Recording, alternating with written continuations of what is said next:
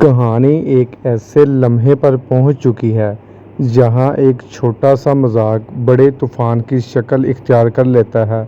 عادل نے بس ہنسی مذاق میں ایک بات کہہ دی، مگر وہ بات سارا کے دل پر بجلی بن کر گری۔ اسے ایسا لگا جیسے زارا اور عادل کی شادی ہو رہی ہے، اور شاید اسی لیے زارا نے اس سے فاصلے بنا لیے۔ سارا جو عادل کو دل سے چاہتی ہے وہ اندر ہی اندر ٹوٹنے لگتی ہے۔ زارا جانتی ہے کہ سارا کے جذبات کیا ہیں، اس لیے جب فون بند ہوتا ہے تو وہ عادل کو خوب سناتی ہے کہ تمہیں سچ صاف صاف بتانا چاہیے تھا کہ رکشی کی شادی ہو رہی ہے، نہ کہ ہمارا کوئی رشتہ بن رہا ہے۔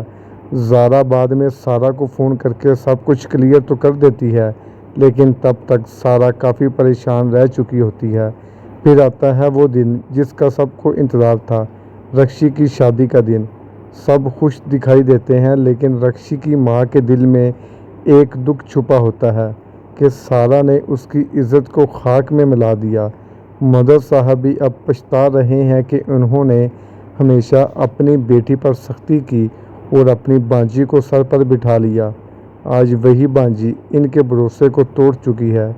اب وہ جس طرح اپنی بیٹی کا خیال رکھنے لگے ہیں، اسے دیکھ کر فرحت کا پارا چڑھ جاتا ہے، اور ابھی مظہر صاحب کو اس بات کا علم بھی نہیں کہ فرحت ہی وہ شخص تھی جس نے ان کے بیٹے کی زندگی برباد کی۔